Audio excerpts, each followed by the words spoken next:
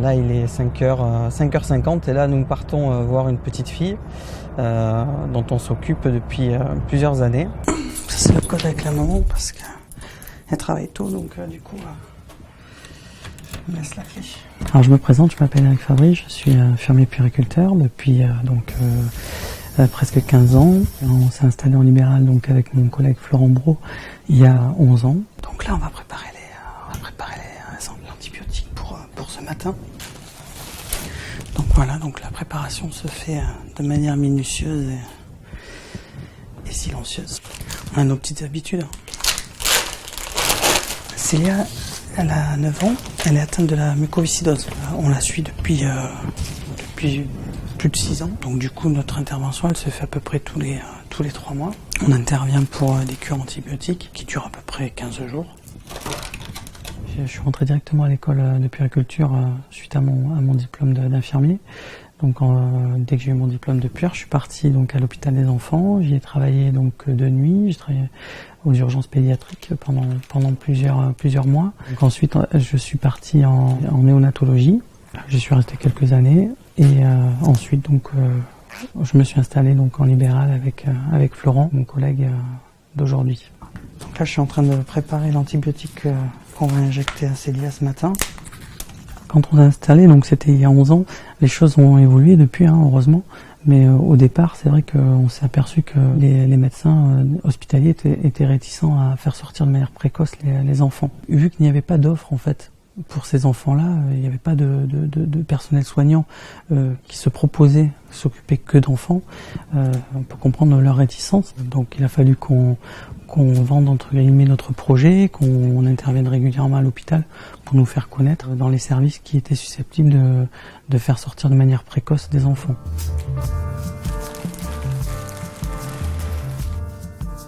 La majeure partie des soins qu'on a auprès des enfants, ils sont à faire à des horaires stricts. On peut avoir certaines difficultés qui font que certains soins sont après décalés. Mais la trame, celle qui ne bouge jamais, ce sont les soins pédiatriques.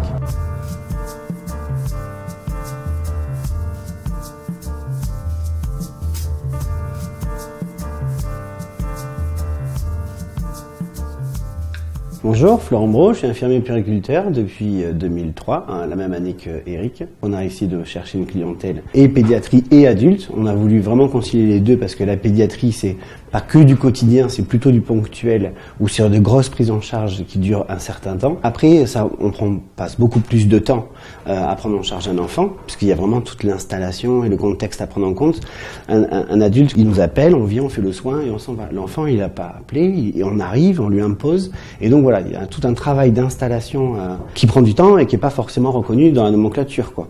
Alors là, nous sommes à Ludon-Médoc, nous allons voir à Ilyes, que nous suivons depuis qu'il a 2 ans. C'est un petit garçon qui est né avec des soucis rénaux, qui impliquent une surveillance tensionnelle qui était au début journalière et qui est maintenant hebdomadaire.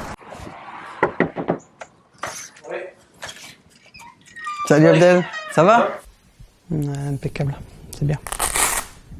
On va faire la piquose maintenant. Ah, Ilyes, c'est le courageux. Franchement, depuis le temps qu'on lui fait la piqûre, son frère, en plus son frère il le charrie. Il le charrie, mais non, Sullivan. Impec. Elle est impeccable. Chez un enfant, c'est totalement différent.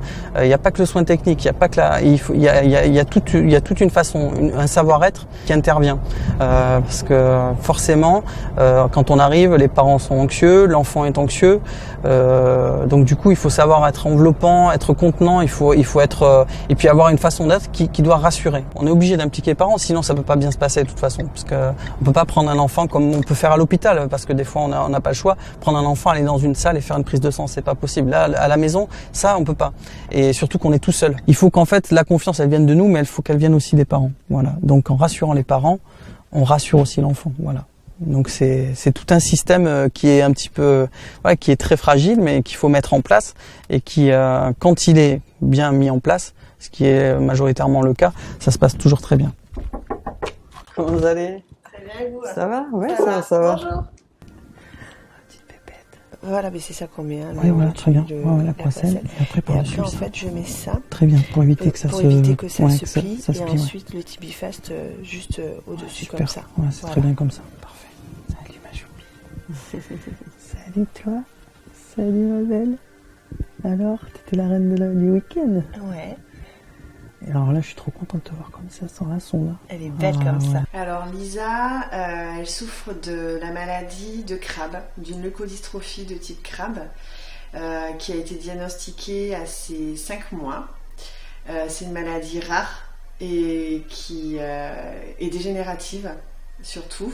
Donc elle a besoin de soins, elle a besoin d'être accompagnée tout au long parce qu'en fait c'est une maladie qui détruit toutes ses fonctions motrices et vitales. Voilà, c'est une maladie barbare, tout simplement.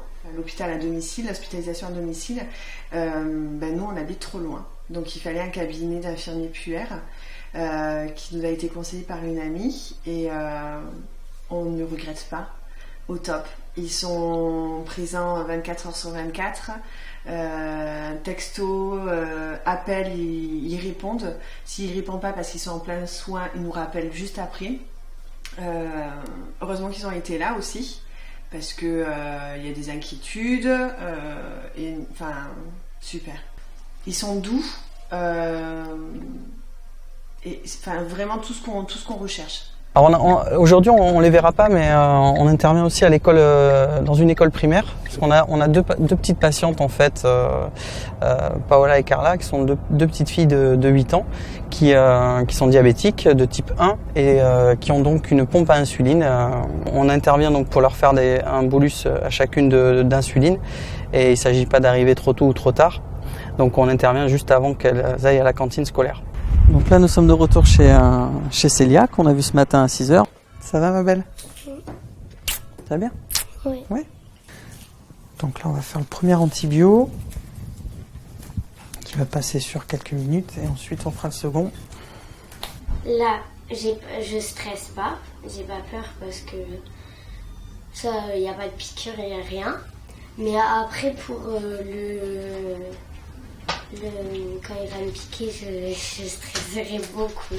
Et peut-être que j'ai crié. Ce qui est certain, c'est que petit à petit, les enfants vont sortir on aura de plus en plus de soins en ambulatoire. C'est obligatoire, c'est comme ça, hein. On le voit chez les adultes, ce sera pareil chez les enfants.